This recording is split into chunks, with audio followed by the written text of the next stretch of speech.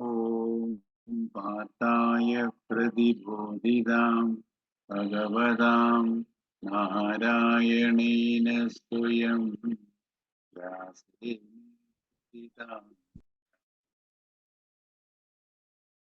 മഹാഭാരതം അദ്വൈതാമൃതവർഷിണി ഭഗവതി അഷ്ടദശാധ്യായിനി ദദാമി ഭഗവതി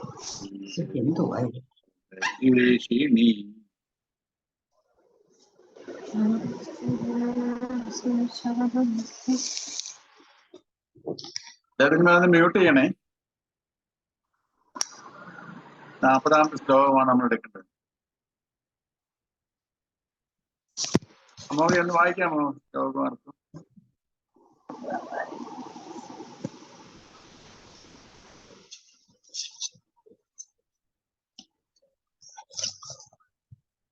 അമ്മോ കേൾക്കാമോ?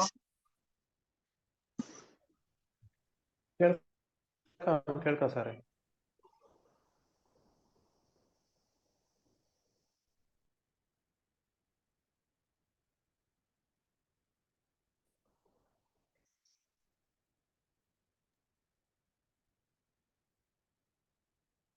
സാർ എന്തെങ്കിലും പറഞ്ഞിരുന്നോ? അതെ, 40ാമത്തെ ശ്ലോകവും അർത്ഥം വായിക്കാൻ പറഞ്ഞിരുന്നു. അത് ഞാൻ കേട്ടില്ല. ഞാൻ കേൾക്കാമോ എന്ന് ചോദിച്ചത് മാത്രമേ കേട്ടുള്ളൂ. Okay okay sir.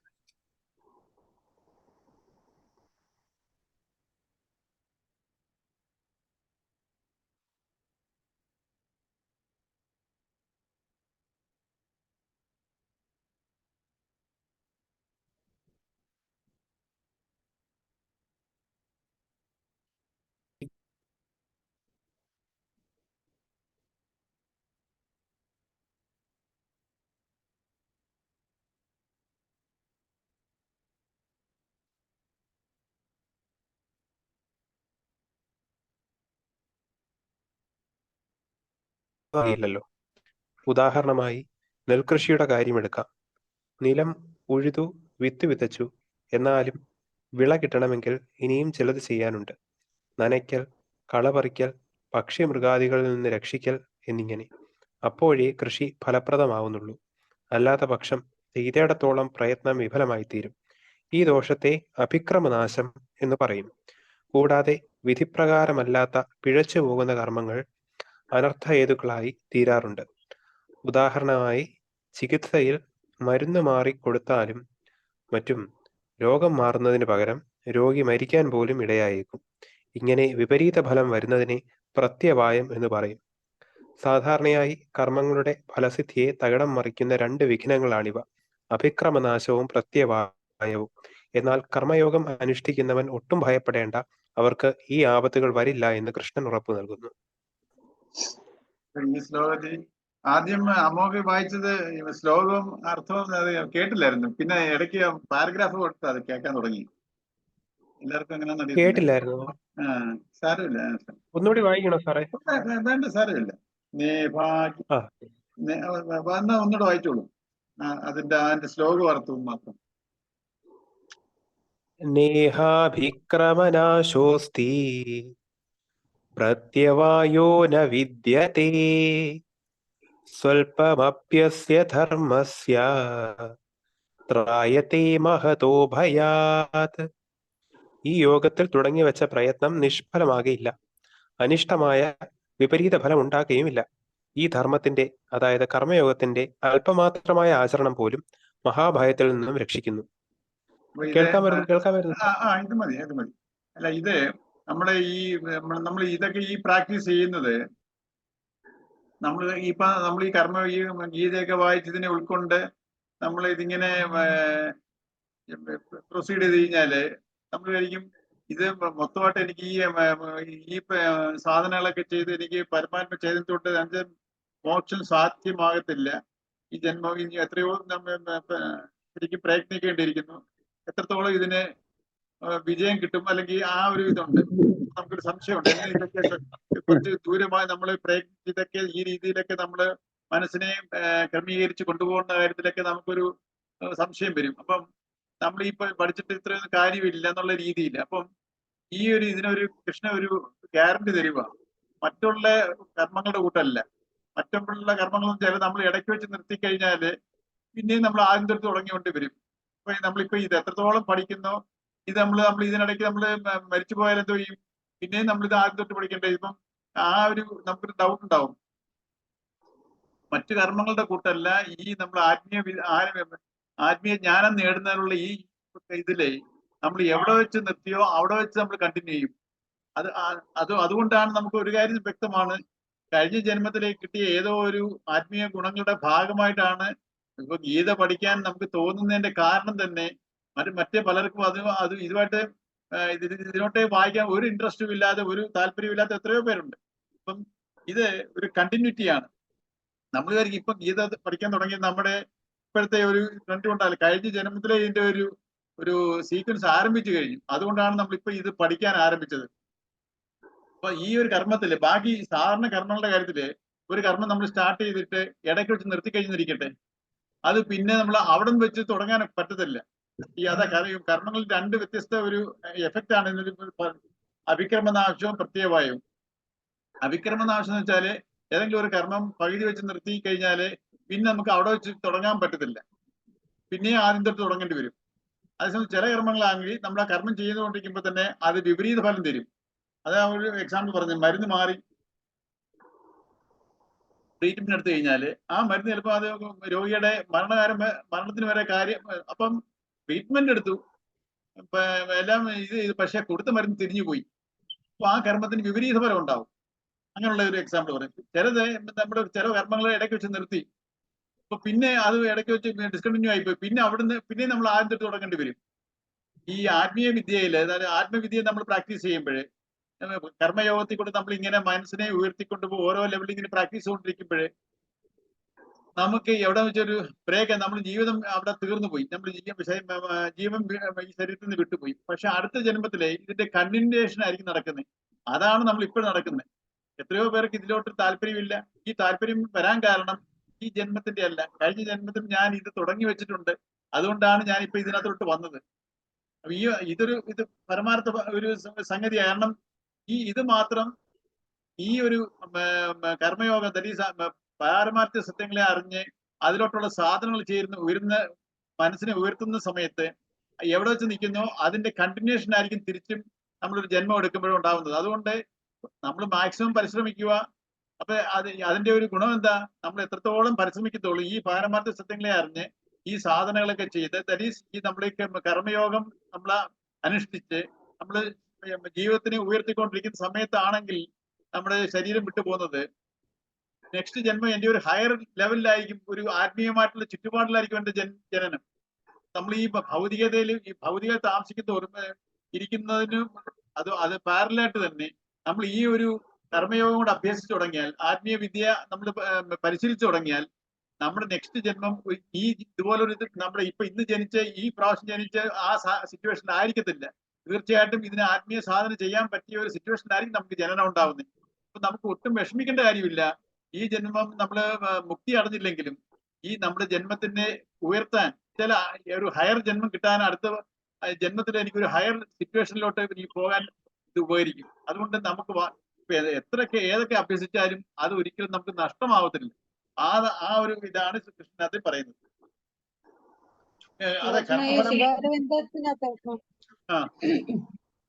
ഇതിനകത്ത് പറയുന്നത് നമ്മുടെ ആത്മീയമായിട്ട് ഉയർന്നെന്ന് പറഞ്ഞാല് ഈ ഏത് യോഗമാണെങ്കിലും മനസ്സിന്റെ സമനില അഭ്യസിക്കലല്ലേ പ്രധാന കാര്യം. അപ്പം തത്വവിചാരം കൊണ്ട് സമനില നേടുന്നത് ജ്ഞാനയോഗം. ലൗകിക കർമ്മങ്ങൾ മുഴുകിയിരിക്കവേ സമനില ശീലിക്കുന്നത് കർമ്മയോഗം. പക്ഷെ ഈ മനസ്സിന്റെ സമനില നേടിയിടത്തോളം മരണം കൊണ്ടുപോലും നഷ്ടപ്പെടുകയില്ല. അപ്പൊ നമ്മളിപ്പോ പറഞ്ഞതിന്റെ ഇഫക്റ്റ് മനസ്സിന്റെ സമനില എത്താൻ വേണ്ടിയിട്ടാണ് നമ്മൾ ഈ രണ്ട് കാര്യങ്ങൾ ചെയ്യുന്നത്, ജ്ഞാനയോഗവും കർമ്മയോഗവും. അതുവഴി കിട്ടുന്ന സമനില, മനസ്സിന്റെ സമനില പോലും അടുത്ത ജന്മത്തില് അതിന്റെ കണ്ടിന്യൂഷൻ ആയിരിക്കും. അത് നമ്മൾ അവിടെ തൊട്ടായിരിക്കും പിന്നെ കണ്ടിന്യൂഷൻ. അതെ അതെ, അതാ പറഞ്ഞേ. അതെന്നാ ഞാനും പറഞ്ഞേ, വ്യത്യാസമില്ലല്ലോ. അതെ, നമ്മുടെ മനസ്സിന്റെ നമ്മളിപ്പോ നേരത്തെ നമ്മൾക്കിപ്പം ഇപ്പോഴത്തെ മനസ്സിന്റെ നമ്മളുടെ വിചാരങ്ങളും വികാരങ്ങളും ഒക്കെ നമ്മുടെ വാസനകൾ കൊണ്ട് വരുന്നതാണല്ലോ. അതെ അപ്പൊ നമ്മള് ഈ യോഗങ്ങളൊക്കെ വഴി, കർമ്മയോഗവും ജ്ഞാനയോഗവും വഴി നമ്മുടെ മനസ്സിന്റെ സമനില എത്തിയാല് ആ സമനിലയിൽ നിന്നായിരിക്കും പിന്നെ ബാക്കിയുള്ള ജന്മത്തില് ഫർദർ പ്രോഗ്രസ് വരുന്നത്. അല്ല, ഈ സമനില എത്തണമെന്നില്ല. അല്ല, സമനില ഏത് ലെവലിലെത്തിയാലും ഏത് ലെവലിലെത്തിയാലും അതാ പറയുന്നത്. നമ്മളിപ്പം അതെ, ഈ ഏത് സമനില എന്ന് ലെവലിലെത്തിയാലും. പറയുന്നത് ആത്മസംയമനം എന്ന് വെച്ചാല് നമ്മൾ ഈ വാസനകളെയെല്ലാം കംപ്ലീറ്റ് നമ്മൾ കഴുകിക്കളഞ്ഞ് നമ്മൾ ആ ജീവൻ മുക്തി എന്നുള്ള സ്റ്റേജിലെത്തും. നമ്മൾ ആക്ച്വലായിട്ട് ഈ മുക്തി എന്ന് പറയുന്നത് 2 സ്റ്റേജിലാണ്. ഒന്ന് ജീവൻ മുക്തിയും, 2 ബ്രഹ്മനിർവാണവും. നമ്മൾ ഈ കർമ്മയോഗവും ഭക്തിയോഗവും ജ്ഞാനയോഗവും ഇതിൽ കൂടെയൊക്കെ നമ്മൾ സമചിത്തത വന്ന് ചിത്തശുദ്ധി വരുത്തി. ചിത്തശുദ്ധി വെച്ചാൽ മനസ്സിനെ ശുദ്ധം ചെയ്ത് എന്നുവെച്ചാൽ നമ്മൾ ഈ വാസനയിലേക്ക് നമ്മൾ അതീതമായിട്ട് വാസനകളെയൊക്കെ നമ്മള് ബാലൻസ്ഡ് മൈൻഡോടെ ഏത് പ്രവർത്തി ചെയ്യുമ്പോൾ നമ്മൾ വാസനകൾ ഇല്ലാതായി തീരും. അങ്ങനെ ഒരു പെർഫെക്റ്റ് കണ്ടീഷൻ ആയി കഴിയുന്നതാണ് ജീവൻ മുക്തി. കാരണം ചിത്തശുദ്ധി വന്നു. ആ ജീവൻ മുക്തിയിൽ വന്ന ഒരു മനുഷ്യനെ നെക്സ്റ്റ് ധ്യാനത്തിൽ കൂടെ ബ്രഹ്മനിർവാണം, ലയനമാണ് പിന്നെ പരമാത്മ ചൈതന്യമായിട്ട്. അപ്പൊ 2 സ്റ്റേജിലാണ് ഈ മുക്തി. പരമമായ മുക്തി 2 സ്റ്റേജിലാണ്. ആദ്യം ജീവൻ മുക്തി, പിന്നെ ബ്രഹ്മനിർവാണം. ഇങ്ങനെയാണ് പറഞ്ഞത്. ഈ ജീവൻ മുക്തി ആകണമെന്നില്ല, അതിന് താഴെ വരെ നമ്മൾ സാധനങ്ങൾ ചെയ്തുകൊണ്ടിരിക്കുകയാണ്. ഈ സാധനങ്ങൾ ജീവൻ മുക്തി ആയിട്ടില്ല. ദാറ്റ് ഈസ് ചിത്തശുദ്ധി കംപ്ലീറ്റ് ആയിട്ട് ആയിട്ടില്ല.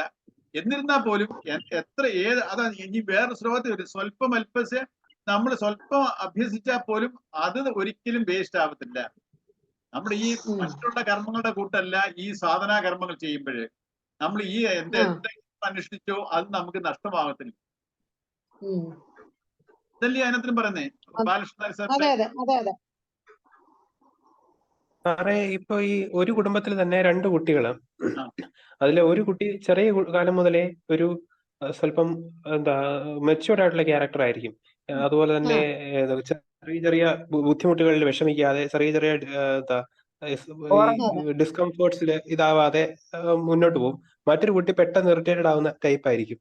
അതെല്ലാം ഈ ഇങ്ങനെ പൂർവ്വജന്മ കർമ്മങ്ങളുടെ ഫലമായിട്ട് അങ്ങനെയല്ലേ സാറേ? പൂർവ്വജന്മ കർമ്മങ്ങളുടെ തീർച്ചയായും നമ്മൾ പൂർവ്വ ജന്മങ്ങളുടെ കണ്ടിന്യൂഷൻ ആണല്ലോ ഈ ജന്മം വന്നിരിക്കുന്നത്. അപ്പം ഓരോരുത്തരുടെയും സ്വഭാവം കഴിഞ്ഞ ജന്മത്തിന്റെ സ്വഭാവത്തിന്റെ കണ്ടിന്യൂഷനാ.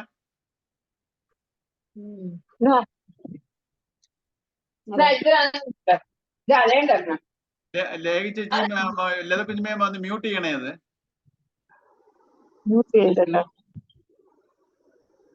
ലത കുഞ്ഞുമേ മ്യൂട്ട് ചെയ്തേക്കണേ.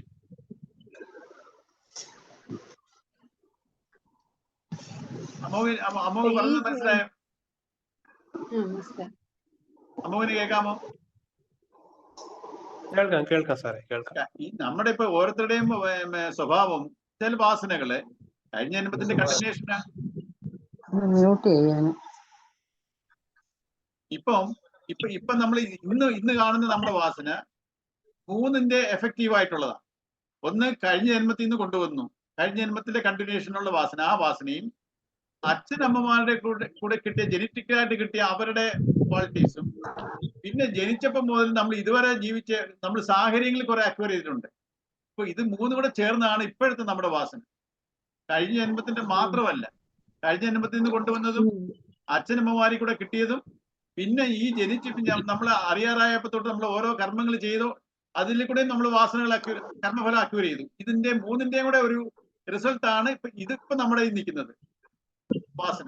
സാറേ, ഈ അച്ഛനമ്മമാരുടെ കയ്യിൽ നിന്ന് കിട്ടിയ പാരമ്പര്യ ഗുണം എന്ന് പറയുന്നത് അത് ഏതിൽ വരും? ഈ സഞ്ചിതത്തിൽ വരുമോ? അതും അല്ലല്ല, അച്ഛനമ്മമാരുടെ രീതിയിൽ നിന്ന് കിട്ടുന്നതാണ് പാരമ്പര്യം, ജനറ്റിക്കലായിട്ട്.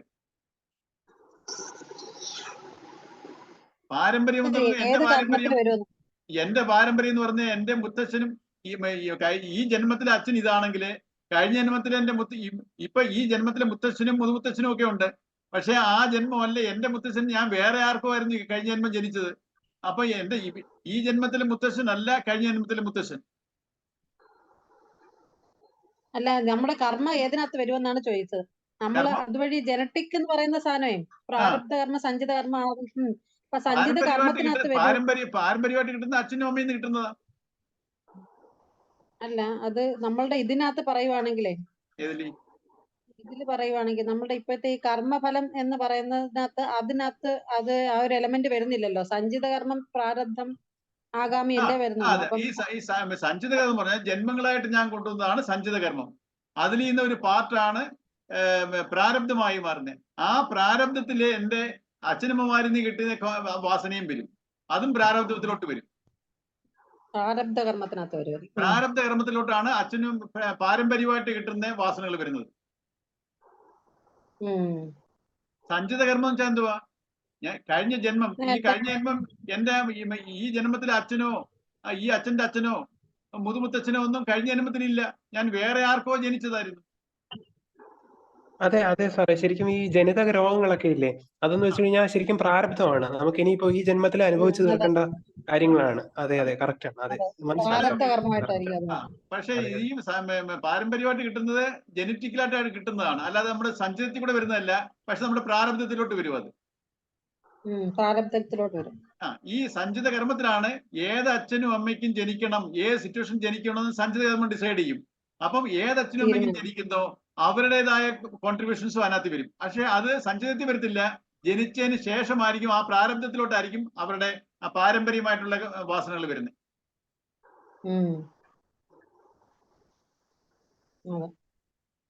അമ്മ എന്തോ വിചാരിക്കുന്നു? മനസ്സിലായി സാറേ. അതെ അതെ, ഈ ജനിതക രോഗങ്ങളും മറ്റും അങ്ങനെയല്ലേ, ഈ കുട്ടികൾ ജനിച്ചു കഴിഞ്ഞ് അത് ഒരു തലമുറകളായിട്ട് ഇങ്ങനെ ഈ ഹീമോഫീലിയോ അങ്ങനെ കുറെ രോഗങ്ങളുണ്ടല്ലോ, അങ്ങനെ ഒരു രോഗമുണ്ടല്ലോ. അതുപോലുള്ള രോഗങ്ങളെ തലമുറകളായിട്ട് കൈമാറ്റം ചെയ്യപ്പെടുന്നതാ. അതെല്ലാം പ്രാരബ്ധമാണ്, ആ പാരമ്പര്യം വഴി കിട്ടിയ പ്രാരബ്ധമാണ്. മനസ്സിലായി സാറേ, മനസ്സിലായി, ക്ലിയറാ. 41ാമത്തെ പ്രീതുവിന് വായിക്കാമോ? വായിക്കാം സാർ. വ്യവസായാത്മിക ബുദ്ധിരേഖേഹ കുരുനന്ദന ബഹുശാഖ ഹനന്താശ്ച ബുദ്ധയോ വ്യവസായിനാം. ഹേ അർജുന, ഇതിൽ നിശ്ചയദാർഢ്യമുള്ള ബുദ്ധി ഏക ലക്ഷ്യത്തിൽ തന്നെ ഊന്നി നിൽക്കുന്നു. നിശ്ചയദാർഢ്യമില്ലാത്തവരുടെ സങ്കല്പങ്ങൾ ബഹുശാഖകളോട് കൂടിയതും അവസാനമില്ലാത്തതും ആകുന്നു. നിശ്ചയദാർഢ്യവും ഏകാഗ്രതയുമുള്ള ഒരു മിനിറ്റ്. ഈ ശ്ലോകം വായിക്കുമ്പോഴേ ഓരോ വരിയും രണ്ട് പാർട്ടാണ് അത്. വ്യവസായാത്മിക ബുദ്ധി ഏകേക ഗുരുനന്ദന ബഹുശാഖ. ബുദ്ധി വ്യവസായാത്മിക ബുദ്ധി ഏകേന ഗുരുനന്ദന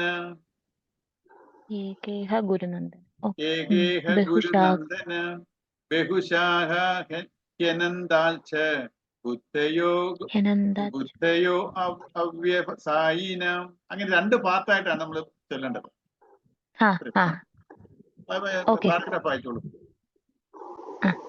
നിശ്ചയദാർഢ്യവും ഏകാഗ്രതയുമുള്ള കർമ്മയോഗിക്ക് പരമസിദ്ധിയായ സംസാര മുക്തി പോലും അനായാസേന ലഭിക്കുന്നു. മറിച്ച് അടങ്ങാത്ത കാമനകൾക്ക്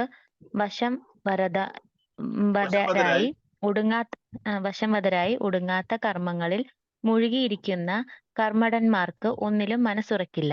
എന്നതിനാൽ ഒരു കർമ്മവും വേണ്ട പോലെ ചെയ്യാൻ സാധിക്കില്ല. അവരുടെ ഉദ്യമങ്ങളൊക്കെയും വിഫലങ്ങളായി പോകുന്നു. ഹൈന്ദവാചാര്യന്മാർ കണ്ടെത്തിയ കർമ്മത്തിന്റെ വിജയരഹസ്യം ഇവിടെ സൂചിപ്പിച്ചിരിക്കുന്നു. ഒരു നിശ്ചിത കാര്യത്തിൽ മനസ്സുറപ്പിച്ച് അത് നേടുന്നതിനായി നിരന്തരം പ്രയത്നിക്കുകയാണെങ്കിൽ വിജയം തീർച്ച. എന്നാൽ മനസ്സിന്റെ ചാഞ്ചല്യ നിമിത്തം ഒന്നിനും ദൃഢതയില്ലാതെ പലതിലും കൊതിവെച്ച് പരക്കം പായുന്ന വ്യക്തിയുടെ പരസ്പര വിരുദ്ധങ്ങളായ സങ്കല്പങ്ങൾ അയാളുടെ മനോവീര്യം നശിപ്പിക്കുന്നതിനാൽ അയാളുടെ ഉദ്യമങ്ങളെല്ലാം വിഫലങ്ങളായിത്തീരുന്നു. പ്രവൃത്തിയിൽ വിജയിക്കണമെങ്കിൽ നിശ്ചയദാർഢ്യവും ഏകാഗ്രതയും കൂടിയേ കഴിയൂ. ഇതിനകത്തിൽ പറയുന്നത്, അർജുന, ഇതിൽ നിശ്ചയദാർഢ്യമുള്ള ബുദ്ധി ഏക ലക്ഷ്യത്തിൽ തന്നെ ഊന്നി നിൽക്കുന്നു. നിശ്ചയദാർഢ്യം ഇല്ലാത്തവരുടെ സങ്കല്പങ്ങൾ ബഹുശാഖകളോട് കൂടിയതും അവസാനമില്ലാതാവും. നമ്മൾ നേരത്തെ പറഞ്ഞ ഒരു കൺസെപ്റ്റാണ് ഇവിടെ പറയുന്നത്. നമുക്ക് നമ്മുടെ വാസനയിൽ വന്ന കർമ്മങ്ങളെ നമ്മൾ രണ്ട് രീതിയിൽ ചെയ്യാം. നമുക്ക് രണ്ട് മനസ്സുണ്ടെന്ന് ഞാൻ പറഞ്ഞു. ഒരു വികാര മനസ്സുകൊണ്ട്, ഒരു വിവേക മനസ്സുകൊണ്ട്. ഈ വികാര മനസ്സാണ് ബഹുശാഖകളോട് കൂടിയത്. നമ്മുടെ ആഗ്രഹങ്ങളാ അങ്ങനെ വേണമെങ്കിൽ ഇപ്പൊ നമുക്ക് വളരെ ഒരു സിംഗിൾ ഡയറക്ഷൻ ആയിരിക്കത്തില്ല. അതിങ്ങനെ ബഹുശാഖകളാ, പല പല ആഗ്രഹങ്ങളാണ് നമുക്ക്. അയ്യോ അങ്ങനെ വേണം ഇങ്ങനെ വേണം, നമുക്ക് അതേസമയത്ത് ഒരു വിവേകത്തിന് ഒറ്റ ഡയറക്ഷനേ ഉള്ളൂ. നമുക്കത് നിശ്ചയമുള്ളതായിരിക്കും, ദൃഢതയായിരിക്കും. അതാ നിശ്ചയദാർഢ്യമുള്ള ബുദ്ധി. നമ്മള് വിവേകത്തിൽ പ്രവർത്തിക്കുന്ന ഒരാൾക്ക് അത് ഏക ലക്ഷ്യമാണ്. എന്നുവെച്ചാൽ പരമാത്മ ചൈതന്യത്തിൽ ആണ് എന്നെ ഞാൻ നിലനിൽക്കുന്നുള്ള ആ ഒരു ബുദ്ധിയിലാണ്. ഇതൊന്നും കർത്തൃത്വ ഭോക്തൃത്വം ഞാൻ ചെയ്തു, ഞാൻ അനുഭവിക്കുന്നു, അങ്ങനെ ഒരു ഭാവം ഇല്ലാത്തതുള്ളതാണ് വിവേകം. കാരണം എന്നെ നിലനിർത്തുന്ന ഈ പരമാത്മ ചൈതന്യമാണ്. അതിൽ അർപ്പിതമായിട്ടാണ് ഞാൻ എന്റെ കർമ്മങ്ങളെ ചെയ്യുന്നത്, അല്ലാതെ ഞാൻ ചെയ്യുന്നു എന്നുള്ള ഭാവത്തിലല്ല. അപ്പൊ ആ വ്യക്തിക്ക് ഒരു നിശ്ചയമായിട്ടുള്ള, ഒരു ദൃഢമായിട്ടുള്ള ഒരു ബുദ്ധി, അതാണ് വിവേക ബുദ്ധി. അങ്ങനെയുള്ളവർക്ക് ലക്ഷ്യത്തിലോട്ട് എളുപ്പം എടുക്കാം. അല്ലാത്തവർ ഈ കർമ്മങ്ങൾ ചെയ്യുന്നുണ്ട്. നമ്മുടെ വികാര മനസ്സുകൊണ്ട് എന്റെ മനസ്സ് എപ്പോഴും ചഞ്ചലതയാണ്. ചഞ്ചലത എന്ന് വെച്ചാല് വേവറിങ്. നമുക്ക് എപ്പോഴും ചെയ്തത് ശരിയാണോ, അങ്ങനെ വേണോ, ഇങ്ങനെ വേണോ, ഈ ഒരു ചഞ്ചലതയിൽ പോകുമ്പോഴേ നമുക്ക് നമ്മുടെ മനസ്സിന്റെ ആ സ്ട്രെങ്തൻ ചെയ്യുവല്ല, വീക്കനാകുക ചെയ്യുന്നത്. എന്നാൽ നമ്മൾ ദുരിതങ്ങളാ ഈ വികാരത്തിൽ കൂടെ നമ്മൾ വികാര ബുദ്ധി കൂടെ നമ്മൾ ചെയ്തു കൂട്ടുന്നതെല്ലാം ദുരിതത്തിലോട്ടുള്ള അനുഭവങ്ങളായിരിക്കും. അപ്പം ഈ രണ്ട് കാര്യം നമ്മൾ നേരത്തെ പറഞ്ഞതാ. ഇവിടെ അതിനെ വേറെ രീതി പറഞ്ഞേക്കുന്നേ ഉള്ളൂ. വ്യവസായാത്മീയ ബുദ്ധി. വ്യവസായാത്മീയ വെച്ചാൽ ദൃഢബുദ്ധി, നിശ്ചയദാർഢ്യമുള്ള ദൃഢമായിട്ടുള്ള അതാണ് സിംഗിൾ ഡയറക്ഷൻ ആണ്. അത് വിവേകം മാത്രമേ ഉള്ളൂ. അവിടെ വേറെ ഒന്നിനും സ്ഥാനമില്ല. നമ്മൾ ധർമ്മം നോക്കുവാണ്, അല്ലാതെ നമ്മൾ മറ്റെന്തോ അഹന്താൻ പറഞ്ഞത് ഇതൊന്നും അതിനകത്ത് വരത്തില്ല. ധർമ്മമാണ് ഒരേ എന്റെ ഒരു ക്രൈറ്റീരിയ. ആ ധർമ്മത്തിൽ നമ്മൾ കർമ്മങ്ങൾ ചെയ്യുന്നു. അവിടെ ആ വ്യക്തിക്ക് സ്വസ്ഥതയും സമാധാനവും എല്ലാ കാര്യത്തിലും വ്യക്തത ഉണ്ടാവും. അതേ സമയത്ത് ഒരു വികാരത്തിൽ ചെയ്യുകയാണെങ്കിൽ, വികാരം വെച്ചാൽ എന്റെ വാസനയെ ഡിപ്പെൻഡ് ചെയ്തുകൊണ്ടാണ്. വാസനകളിൽ ഇങ്ങനെ പല ആഗ്രഹങ്ങളും ഇതൊക്കെയാണ് കിടക്കുന്നത്. അപ്പൊ അതനുസരിച്ച് ഞാൻ ചോദിക്കുമ്പോൾ എനിക്കെല്ലാം വേവറിങ് ആയിരിക്കും. ഇങ്ങനെ ചെയ്യണോ, അങ്ങനെ ചെയ്യണോ, ഇങ്ങനെ ചെയ്തുകൊണ്ടിരിക്കുമ്പോഴായിരിക്കും അയ്യോ അങ്ങനെ ചെയ്തിരുന്നെങ്കിൽ ഒന്നുകൂടെ നല്ല, ഉടനെ ഇതിനകത്ത് മാറി അങ്ങനെ ചെയ്യും. ഒരു ദൃഢതയില്ലാത്ത, അത് ബഹുശാഖ ബുദ്ധി എന്ന് പറയുന്നത്. കാരണം നമ്മുടെ വികാരങ്ങള്, വാസനകൾ നമ്മളെ പല ഡയറക്ഷനിൽ കൊണ്ടുപോകും. അതേസമയത്ത് വിവേകം, ധർമ്മം ഒന്നേ ഉള്ളൂ. അതിൽ പറഞ്ഞേ നമുക്ക് ശരികൾ പലതായിട്ട് തോന്നും. ഇങ്ങനെ ചെയ്താൽ മതി. നമുക്ക് ശരി പലതുണ്ട്, പക്ഷെ ധർമ്മം ഒന്നേ ഉള്ളൂ. ആ ധാർമ്മിക വാല്യൂസിൽ വേണം നമ്മൾ എല്ലാ കാര്യങ്ങളും ചെയ്യേണ്ടതെന്നുള്ള ആ ഒരു പോയിന്റാ ഈ ശ്ലോകത്തിൽ ഇവിടെ പറയുന്നത്. അപ്പൊ അടുത്ത 42, 43, 44 ആർക്ക് വായിക്കാം? ഗീതചിക്ക് വായിക്കാവോ? അയച്ചാൽ ശരിയാവുമായിരിക്കും ഇല്ലേ? എന്തോന്നാ? യാമിമാം പുഷ്പിതാം വാചം പ്രവദന്ത്യ വിഭഞ്ജിത വേദവാദരഥാ പാർത്ഥ ജ്ഞാന്യാദസ്തീതി വാദിന കാമാത്മാന സ്വർഗപര ജന്മകർമ്മ ഫലപ്രദാം ക്രിയാവിശേഷ ബഹുലാം ഭോഗൈശ്വര്യഗതിം പ്രതി ഭോഗൈശ്വര്യ പ്രസക്താനാം ദയാപഹൃത ചേതസാം വ്യവസായാത്മിക ബുദ്ധി സമാധൗന വിധീയതേ. അർജുന, വേദത്തിന്റെ അർത്ഥവാദത്തിൽ താൽപരരും ഇതിന്മീതെ വേറൊന്നില്ല എന്ന് ചോദിക്കുന്നവരും കാമികളും വാദിക്കുന്നവരും കാമികളും സ്വർഗമാണ് പരമലക്ഷ്യം എന്ന് കരുതുന്നവരുമായ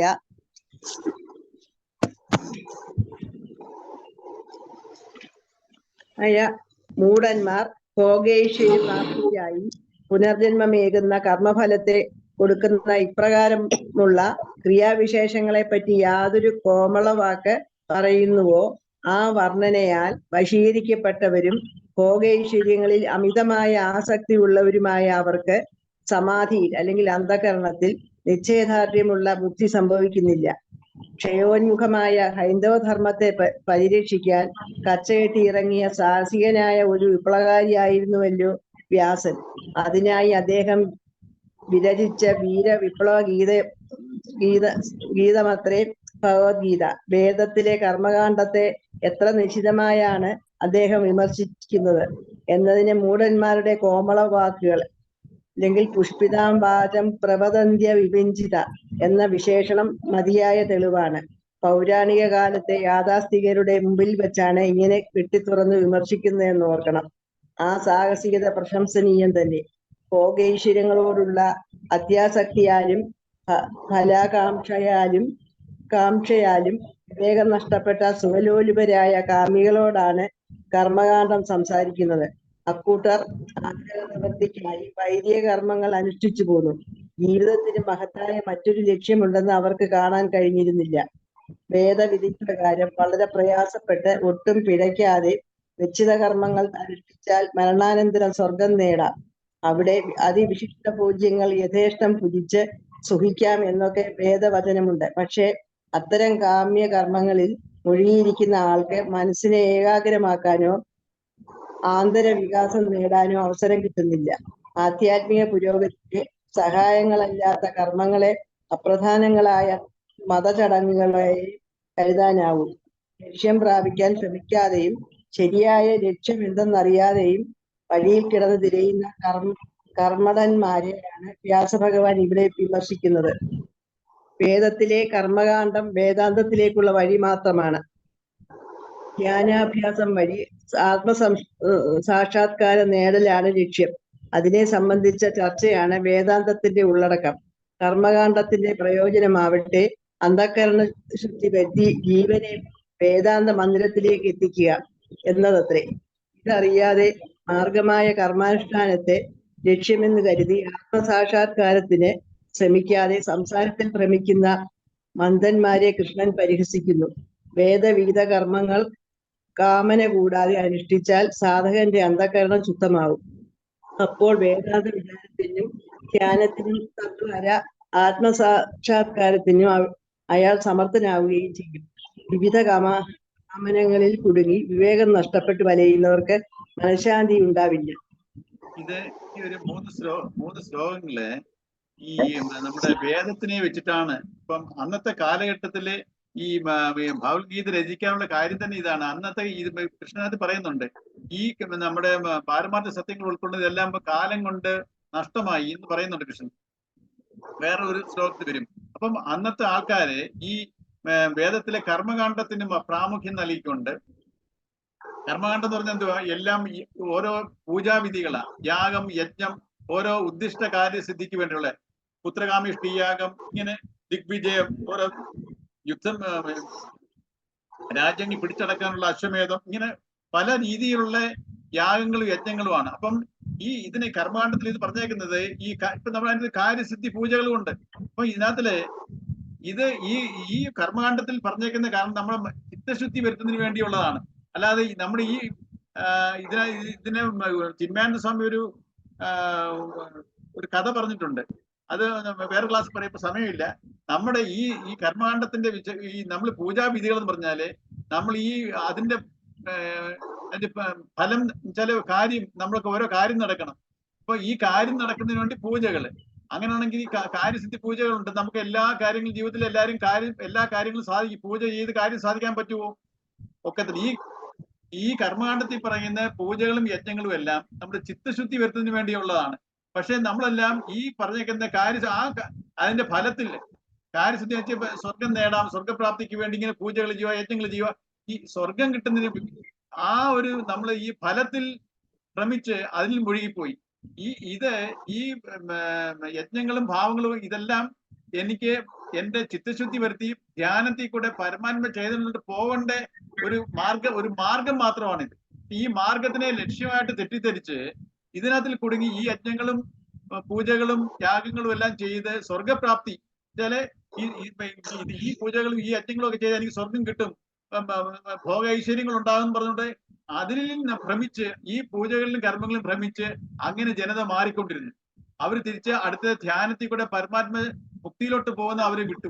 അപ്പൊ അതിനെ വ്യാസൻ ക്രിട്ടിസൈസ് ചെയ്യുവാണ്. അന്നത്തെ കാലഘട്ടം ആദ്യത്തുള്ള ഇങ്ങനെയുള്ള ഈ യാഗങ്ങളും യജ്ഞങ്ങളും ചെയ്ത് അന്നത്തെ ബ്രാഹ്മണ സമൂഹം അല്ലെങ്കിൽ ഉന്നതന്മാർ അവർ ഇതിൽ കുടുങ്ങിക്കിടക്കുമ്പോഴും അവരെ നിശിതമായിട്ട് വിമർശിക്കുക, അത്രയ്ക്കുള്ള ധൈര്യം. അതാ ഇന്നത്തില് ചിന്മയാനന്ദ സ്വാമി പറയുന്നത് ഒരു വിപ്ലവം തന്നെയാണ് ഈ വ്യാസൻ ഇതിലൂടെ സാധിച്ചത്. അന്നത്തെ കാലഘട്ടത്തില് എല്ലാരും ഇതിലും കുടുങ്ങിക്കിടക്കുമ്പോഴേ, ഇപ്പൊ നമുക്കറിയാമല്ലോ, ഓരോ ഈ ഭൗതിക ജ്ഞാനത്തിന് തന്നെ ഈ സോക്രട്ടീസും ഓരോ ഭൗതികമായിട്ടുള്ള സത്യങ്ങൾ തന്നെ ഓരോരുത്തർ കണ്ടുപിടിക്കുമ്പോഴേ അന്നത്തെ വിശ്വാസങ്ങൾക്കെല്ലാം എതിരായിരുന്നു. ഭൂമി പരന്നതാണെന്നുള്ള ഒരു വിശ്വാസം ഉണ്ടായിരുന്നു. അതിന് ഭൂമി ഗോളമാണെന്ന് പറഞ്ഞപ്പോഴത്തേക്ക് ആ പറയുന്നവരെ അതിനെ ഗരിഷ്ഠമായിട്ട് അപ്പൊ അവരെ എല്ലാം കൊല്ലുകയും ഇങ്ങനെ അതിനൊരു ഒത്തിരി ഓപ്പോസിഷൻ ആയിരുന്നു വന്നിരുന്നത്. അങ്ങനെ സത്യം വിളിച്ച് പറയുന്നത് എന്ന് പറയുന്ന പോലെ അന്ന് ഭ്രമിച്ചിരുന്നത് ഈ യാഗങ്ങളും യജ്ഞങ്ങളും ചെയ്ത് സ്വർഗപ്രാപ്തി അതിന് പ്രാമുഖ്യമുള്ള ഒരു കാലഘട്ടത്തിലാണ് വേദം പറയുന്നത് ഈ ഇതിൽ കുടുങ്ങി നിങ്ങൾ പോകരുത്, ഇത് ചിത്തശുദ്ധി വരുന്ന പരമാത്മ ചൈതന്യത്തോട്ട് പോകാനുള്ളത്, എന്റെ ആത്മസാക്ഷാത്കാരത്തിൽ പോകാനുള്ള ഒരു മാർഗം മാത്രമാണ്. ഈ മാർഗത്തിൽ നിങ്ങൾ കുടുങ്ങിക്കിടക്കുക, ഈ മാർഗത്തിനെ നിങ്ങൾ ലക്ഷ്യമാക്കി കാണുകയാണ്. അതാണ് ഈ 3 ശ്ലോകത്തിലൂടെ ഇതിനകത്ത് പ്രതിപാദിച്ചിരിക്കുന്നത്. അപ്പം ഈ കർമ്മകാണ്ഡം എന്നുള്ളത് നമുക്ക് ചിത്തശുദ്ധി വരുത്താൻ വേണ്ടി ഈ പൂജാവിധികളെല്ലാം അതിന്റെ ഫലത്തിൽ കുടുങ്ങിക്കിടക്കാനല്ല, നമ്മൾ ഈ പൂജാവിധികൾ കൂടെ എന്റെ ചിത്തശുദ്ധി വരുത്തുന്നതിന് വേണ്ടി ഉണ്ടാക്കിയേക്കുന്ന ഒരു പദ്ധതിയാണ് ഈ കർമ്മകാണ്ഡം എന്നുള്ളത്. പക്ഷെ അതിന്റെ ഫലസാധ്യതയിൽ കുടുങ്ങി എനിക്ക് സ്വർഗം കിട്ടും, അല്ലെങ്കിൽ എനിക്ക് ആ ഫലം കിട്ടും, ഈ ഫലം കിട്ടും പറഞ്ഞ ആ ഫലത്തിൽ കുടുങ്ങി മനുഷ്യന് അതിനെ ലക്ഷ്യമായിട്ട്, അതാണ് ജീവിത ലക്ഷ്യം. യജ്ഞങ്ങളും യാഗങ്ങളും ചെയ്ത് എനിക്ക് ജീവിത സാഫല്യം കിട്ടും, ഈ നെക്സ്റ്റ് ലെവലിലോട്ട് അത് മനുഷ്യൻ വിട്ടുപോയി, അതിൽ കുടുങ്ങിക്കിടക്കുന്നു. അപ്പം ആത്മസാക്ഷാത്കാരം കിട്ടേണ്ടതിലോട്ട് പോകാതെ ഇതിൽ കുടുങ്ങിക്കിടക്കുന്നവരെ പ്രബുദ്ധരാക്കാനാണ് ഈ വ്യാസൻ ഇത് പറഞ്ഞേക്കുന്നത് ഈ ശ്ലോകങ്ങള്. അതാ വേദത്തിലെ കർമ്മകാണ്ഡം വേദാന്തത്തിലേക്കുള്ള വഴി മാത്രമാണ്. വേദം എന്നല്ലേ വേദാന്തമുണ്ട്, വേദത്തിന്റെ അവസാനമാണ് ഈ ഉപനിഷത്തുകൾ ചേർത്തിരിക്കുന്നത്. വേദാന്തം വേദത്തിന്റെ അവസാനം ചേർത്തതുകൊണ്ട് ഈ ധ്യാനാഭ്യാസം വഴി ആത്മസാക്ഷാത്കാരം നേടലാണ് ലക്ഷ്യം. അതിനെ സംബന്ധിച്ച ചർച്ചയാണ് വേദാന്തത്തിന്റെ ഉള്ളടക്കം. വേദാന്തത്തിന് ചില ഉപനിഷത്തുകളുടെ ഉള്ളടക്കം. കർമ്മകാണ്ഡത്തിന്റെ പ്രയോജനമാവട്ടെ അന്ധകരണ ശുദ്ധി വരുത്തി ജീവനെ വേദാന്ത ബന്ധത്തിലേക്ക് എത്തിക്കുക എന്നത്രേ. ഇതറിയാതെ മാർഗമായ കർമാനുഷ്ഠാനത്തെ ലക്ഷ്യമെന്ന് കരുതി ആത്മസാക്ഷാത്കാരത്തിന് ശ്രമിക്കാതെ സംസാരത്തിൽ ഭ്രമിക്കുന്ന മന്ദന്മാരെ കൃഷ്ണൻ പരിഹസിക്കുന്നു. വേദവിഹിത കർമ്മങ്ങൾ കാമന കൂടാതെ അനുഷ്ഠിച്ചാൽ, അതാ വേദവിഹിത കർമ്മങ്ങൾ വെച്ചാല് യജ്ഞവും യാഗങ്ങളും പൂജകളും ഒക്കെ കാമനകൾ കൂടാതെ വെച്ചാൽ നമ്മുടെ ആഗ്രഹ പൂർത്തീകരണത്തിനല്ലാതെ അതിനെ ഉപയോഗിച്ചാൽ ഇവിടെ അനുഷ്ഠിച്ചാൽ സാധനന്റെ അന്ധകരണം ശുദ്ധമാവും. അതാ നമ്മൾ ഫലത്തിൽ കൊണ്ട് മനസ്സ് വെച്ചുകൊണ്ട് ചെയ്തു കഴിഞ്ഞാൽ ഞാൻ അതിൽ കുടുങ്ങിപ്പോകും. ഫലത്തിൽ മനസ്സ് വെക്കാതെ നമ്മൾ ആ ഒരു നമ്മൾ വരുന്ന ഓരോ പൂജകളിൽ ഓരോ സങ്കല്പമുണ്ട്. ആ ഒരു ഈശ്വരനെ സങ്കല്പിക്കും, ഓരോ സങ്കല്പം ചെയ്ത ഓരോ കാര്യങ്ങളും ഇങ്ങനെ സങ്കല്പമാണ്. ഈ സങ്കല്പം നമുക്ക് അറിയാമല്ലോ, പൂജകളിലെല്ലാം സങ്കല്പിച്ചാണ് ഓരോ മന്ത്രങ്ങളും ചെല്ലുന്നത്. അപ്പം ഈ മന്ത്രങ്ങൾ ചൊല്ലി എനിക്ക് ഇന്നത് കാട്ടി ഒരു കുഞ്ഞ് ജനിക്കും, അല്ലെങ്കിൽ എനിക്ക് ഒരു രാജ്യം ഭരിക്കണം, രാജ്യം കിട്ടണം, ഈ ഒരു കർമ്മത്തെ ഈ ഫലത്തിൽ നമ്മൾ ഫിക്സ് ചെയ്യുവാണ്. പക്ഷെ നമ്മൾ ഇതിനെ കൂടെ നമ്മുടെ ആത്മശുദ്ധി വരുത്താൻ, മനഃശുദ്ധി വരുത്താനുള്ള ഉപായങ്ങളാണ് ഈ പൂജാകർമ്മങ്ങൾ കർമാണ്ഡത്തിൽ പ്രതിപാദിച്ചിരിക്കുന്നത്. അതിൽ കൂടെ എനിക്ക് ചിത്തശുദ്ധി വരണം. ഞാൻ കർമ്മത്തിൽ ഈ ഫലത്തിൽ ഞാൻ വീണുപോയി കിടക്കുക, അതിനത്തിൽ കുരുങ്ങി കിടക്കുക കർമ്മഫലത്തിൽ. ഇതിൽ കൂടെ എനിക്ക് ചിത്തശുദ്ധി വരേണ്ടതിന് പകരം ആ ചിത്തശുദ്ധി ഞാൻ ആ കർമ്മഫലത്തിനെ കൂട്ടുക, വെച്ചാല് ഞാൻ എന്റെ കർമ്മഫലങ്ങളെ കൂട്ടുക, കർമ്മഫലത്തിനെ ഒഴിക്കുന്നതിന് പകരം മാറ്റുന്നതിന് പകരം ഞാൻ അതിനെ കൂട്ടിക്കൊണ്ടിരിക്കുക. അപ്പം ഞാൻ ആത്മസാക്ഷാത്കാരത്തിൽ പോകത്തില്ല. അപ്പം ഇതിനെ നമ്മൾ അതിനുവേണ്ടി ഉപയോഗിക്കണം. ഇതിനെ മനഃശുദ്ധി ചിത്തശുദ്ധി വരുത്താൻ വേണ്ടി ഈ പൂജാവിധികളെ ഉപയോഗിച്ചാൽ അപ്പോൾ വേദാന്ത വിചാരം ധ്യാനത്തിന് തദ്വാര ആത്മസാക്ഷാത്കാരം അയാൾ സമർത്ഥനാവുകയും ചെയ്യും. ഈ ഒരു പോയിന്റ് ആണ് ഇതിനകത്തിലെ ചിന്മയാനന്ദ സ്വാമി പറഞ്ഞു. ഇതിനൊരു കഥ പറയുന്നുണ്ട്. ഒരാൾക്ക് ദൈവവിശ്വാസമേ ഇല്ല, അപ്പൊ അങ്ങനെ ഒരു ബിസിനസ് ചെയ്യുക. ആ ബിസിനസ് ചെയ്യുമ്പോഴേ ഒരു ദൈവവിശ്വാസം നിങ്ങൾ എങ്ങനെ ബിസിനസ് ഇങ്ങനെ ലോസ് ആവുന്നു, നിങ്ങൾ തിരുപ്പതി വെങ്കടാചലപതിയെ പ്രാർത്ഥിക്കാൻ പറയും. തിരുപ്പതി വെങ്കടാചലപതി പ്രാർത്ഥിച്ചിട്ട് കുറച്ചാൾ കഴിയുമ്പോൾ പ്രാർത്ഥിച്ചു എനിക്ക് പിന്നെയും ബിസിനസ് ലോസാ എന്ന് പറയും. അങ്ങനെ പ്രാർത്ഥിച്ചപ്പോൾ അവിടെ പോയി പ്രാർത്ഥിക്കണം, അമ്പലത്തിൽ പോയി തിരുമലയിൽ പോയി പ്രാർത്ഥിക്കണം. അപ്പൊ അങ്ങനെ കുറച്ചാൾ കഴിഞ്ഞ് ചോദിക്കും, നിങ്ങൾ തിരുമലയിൽ പോയിരുന്നോ? പക്ഷെ എന്റെ ബിസിനസ് പിന്നെയും ലോസാ. എങ്ങനെയാ പോയത്? കാറ് പിടിച്ച് അവിടെ പോയി തൊഴിലിട്ട് വന്നു. അങ്ങനെ പോയപ്പോ നടന്നു കയറണം, 7 മലയിൽ നടന്നു കയറണം. അവിടെ നടന്നു കയറി പോയി പ്രാർത്ഥിച്ചോളണം. എന്നിട്ട് പിന്നെ കുറച്ചാൾ കഴിഞ്ഞ് ചോദിക്കും, നടന്നു കയറി പോയായിരുന്നോ? നടന്നു കയറി പോയി തൊഴുതു, ഒരു വിശേഷമില്ല, ബിസിനസ് ലോസാ. അങ്ങനെ നടന്നുപോയി. ഈ 7 മലയിൽ നടന്നു പോയിക്കൊണ്ടിരിക്കുമ്പോ വെങ്കടാചലപതിയുടെ വിചാരം മാത്രം ചെയ്തുകൊണ്ട് വെങ്കടാചലപതിയെ ധ്യാനിച്ചുകൊണ്ട് നടക്കണം എന്ന് പറയും. ആ സമയത്ത് ഈ കഴിഞ്ഞ് വരുമ്പോ അങ്ങേക്ക് അതിനുശേഷം അങ്ങനെ ബിസിനസ് നല്ല വിജയം ഉണ്ടാവുന്നു. അപ്പോ അങ്ങനെ അതുപോലെ ചെയ്തപ്പോഴത്തേക്ക് വിജയം ഉണ്ടായി. പിന്നെ തൊട്ട് അങ്ങേര് ആ 7 മല എപ്പോഴും നടന്ന് വെങ്കടാചലപതി മനസ്സിൽ ധ്യാനിച്ചുകൊണ്ട് കയറി പോകുന്നു. അങ്ങനെ വിജയങ്ങൾ വരുന്നു. ഇത് സംഭവിച്ചപ്പോഴത്തേക്ക് പിന്നെ അങ്ങനെ ആ വെങ്കടാചലപതിയെ പിടിക്കുകയാണ്. പിന്നെ ആ ഭക്തിയും കാര്യങ്ങളുമായിട്ട് ഇങ്ങനെ പൊയ്ക്കൊണ്ടിരിക്കുമ്പോഴാണ് അതുമായിട്ട് സംബന്ധപ്പെട്ട കാര്യങ്ങളെല്ലാം മനസ്സിലാവുമ്പോഴാണ് വിചാരിക്കുന്നത് വെങ്കടാചലപതിയും അയ്യപ്പനും അല്ലെങ്കിൽ രാമനും ഇതെല്ലാം കൃഷ്ണനും എല്ലാം ഒരേ ചൈതന്യമാണെന്നുള്ള ഒരു തലത്തിലോട്ട് വരുന്നത്. ഇപ്പൊ ദൈവത്തിലോട്ട് ഒരു വിശ്വാസവും ഇല്ലാത്തിരുന്ന ഒരാള് അതാ കർമ്മകാണ്ഡത്തിലെ ഇതിന്റെയൊക്കെ പ്രസക്തി. നമ്മൾ ഇതിലേക്കൂടെ എനിക്ക് ചിത്തശുദ്ധി വന്ന് എന്റെ മനസ്സിനെ ഉയർത്താനുള്ള മാർഗങ്ങളാണ്. അപ്പം ഇതിനു വേണ്ടി ഞാൻ കാര്യസിദ്ധി, എനിക്ക് ബിസിനസ് ലാഭമാകാൻ വേണ്ടി ഞാൻ ഒരു ദൈവത്തിനെ കൂട്ടിപ്പിടിച്ച് ലാഭമായി അതിലേക്കൂടെ ദൈവത്തിനെ കൂടെ കൂടുതൽ അറിഞ്ഞ് പിന്നെ എന്റെ തത്വങ്ങളെ മനസ്സിലാക്കി പരമാത്മ ചൈതന്യത്തോട്ട് ഉയരാനുള്ള സാധ്യത അങ്ങനെ വരുന്നത്. അല്ലെങ്കിൽ ഒന്നും അറിയാത്ത ഒരാൾക്ക് കയറി ആത്മചൈതന്യത്തിൽ ഇങ്ങനെയൊക്കെ സാധന ചെയ്യാൻ പറഞ്ഞാൽ അങ്ങനെ വല്ലതും വിശ്വാസം വരുമോ? അപ്പൊ അങ്ങനെ അത് എടുക്കത്തേ ഇല്ല. അപ്പൊ അതിനു വേണ്ടിയുള്ള ഒരു ഇതാണ് കർമ്മകാണ്ഡത്തിൽ കൊണ്ടുവന്നിരിക്കുന്നത്. ഇതിന്റെ ഒരു നമുക്ക് ഇത് അന്നത്തെ ഒരു വിപ്ലവമായിട്ടുള്ള രീതിയിലുള്ള ഇത് അന്നത്തെ കാലത്ത് വേദവ്യാസൻ ഇത് പറഞ്ഞത് അന്നത്തെ ആൾക്കാർക്ക് ഭയങ്കര ഒരു ഒപ്പോസിഷൻ ആയിരുന്നു. കാരണം അവരുടെ ഒരു കൺസെപ്റ്റിന് എഗൈൻസ്റ്റ് ആയിട്ടുള്ള സ്റ്റേറ്റ്മെന്റുകളാണ് ഇതിനകത്ത് എഴുതിയിരിക്കുന്നതല്ല. അന്നത്തെ ബ്രാഹ്മണിക്കൽ സമൂഹം എന്ന് വെച്ചാൽ ഹയർ കാസ്റ്റ് ആണല്ലോ ഇതെല്ലാം ചെയ്യുന്നത്. അവർക്ക് ഇതിന് ഒരു ഒപ്പോസിഷൻ ഉണ്ടാക്കുന്ന രീതിയിലാണ് വ്യാസനകത്ത് എഴുതിയിരിക്കുന്നത്. അപ്പൊ നമ്മുടെ ഈ കർമാണ്ഡത്തിൽ പറഞ്ഞ പൂജാവിധികളെല്ലാം നമ്മുടെ ചിത്തശുദ്ധിക്ക് വേണ്ടി ഉപയോഗിക്കണം. നമ്മൾ അമ്പലത്തിൽ പോയി നമ്മളിപ്പോ കാര്യസാധ്യത്തിന് വേണ്ടിയാ ഇപ്പൊ നമ്മൾ അമ്പലത്തിൽ പോയി എന്തിനാ കാര്യസാധ്യത? ഇപ്പൊ ഇതും അതന്നെ, ഇപ്പോഴും അതന്നെ സംഭവിച്ചുകൊണ്ടിരിക്കുന്നത്. നമ്മൾ വഴിപാട് ചെയ്യും, നമ്മുടെ ഓരോ ഫലത്തിന് വേണ്ടി നമ്മൾ വഴിപാട് ചെയ്യുക. നമ്മുടെ ചിത്തശുദ്ധിക്ക് വേണ്ടി ഈ പൂജകളെല്ലാം നമ്മൾ അതിനുവേണ്ടി ഉപയോഗിക്കണം. അമ്പലം നമ്മൾ അതിനുവേണ്ടി ഉപയോഗിക്കണം. നമ്മുടെ ചിത്തശുദ്ധി വരുത്താനും നമ്മുടെ ആ ചൈതന്യം തന്നെ എന്നിനുള്ളിലിരിക്കുന്നുള്ള ആ ഒരു കൺസെപ്റ്റിൽ വേണം വിഗ്രഹം എന്ന് വെച്ചാൽ വിശേഷേണി ഗ്രഹിക്കേണ്ടതാണ്. അല്ലാതെ എന്നിലുള്ള ചൈതന്യത്തിന്റെ ഒരു റെപ്രസെന്റേഷനാ. ഒന്നും ഇല്ലാത്ത വിധത്തിൽ നമ്മൾ എങ്ങനെ ആരാധിക്കാൻ പറ്റും? അതിനുവേണ്ട ഒരു സിമ്പലാണ് വിഗ്രഹം. അതുപോലെ എന്നിലും ആ വിഗ്രഹ ചൈതന്യം തന്നെയാണ് എന്നിലിരിക്കുന്നതെന്നുള്ള ഒരു ഭാവത്തിൽ നമ്മൾ അമ്പലം ഉപയോഗിക്കാൻ തുടങ്ങിയാൽ നമ്മൾക്ക് ഇതെല്ലാം നമ്മുടെ ഒരു മനസ്ഥൈര്യവും നമുക്ക് ആ കർമ്മയോഗത്തിൽ കൂടെ അങ്ങനെയാണ് ദൈവാർപ്പണമായിട്ട് കർമ്മങ്ങൾ ചെയ്യാൻ പറ്റുന്നത്. അല്ലാതെ നമ്മുടെ കാര്യസാധ്യത്തിന് വേണ്ടി അമ്പലത്തിൽ പോകുന്നത് വളരെ തെറ്റാണ്. അതുകൊണ്ട് നമ്മൾ അന്യദൈവത്തിന്റെ നമ്മുടെ ഉള്ളിലുള്ള ദൈവത്തിനെ അല്ല നമ്മൾ നോക്കുന്നത്, മറ്റുള്ള വെളിയിരിക്കുന്ന ദൈവം എനിക്ക് ഉപകാരം ചെയ്യണം എന്നുള്ള രീതിയിലാണ്. ആ ഒരു കൺസെപ്റ്റോട്ട് പോയി കഴിഞ്ഞാൽ എന്റെ മനസ്സിനെ ഉയർത്താൻ പറ്റത്തില്ല. അപ്പം എനിക്ക് പരമമായ ശാന്തിയിലോട്ട് പോകണമെന്നുണ്ടെങ്കിൽ, സ്വസ്ഥതയിലോട്ട് പോകണമെന്നുണ്ടെങ്കിൽ അതാണ് മുക്തി. അതിന് ഞാൻ എന്റെ കർമ്മങ്ങളെ മാറി ചെയ്തേ പറ്റൂ. കാരണം കർമ്മയോഗത്തിൽ കൂടെ ചെയ്തേ പറ്റൂ. ഞാൻ വെറും കർമ്മമായിട്ട് ചെയ്താൽ ഞാൻ ഈ ദുരിതങ്ങളിൽ കുടുങ്ങിപ്പോകും. ഈ ഒരു ആസ്പെക്ട് അതിനകത്ത് പറയുന്നത്. ആർക്കെങ്കിലും എന്തെങ്കിലും പറയാനുണ്ടോ? സമയം തീരാറായി. ഇനി തീർന്നപ്പോഴത്തേക്ക് നാളെ നമുക്ക് 9 മണിക്ക് മീറ്റ് ചെയ്യാം.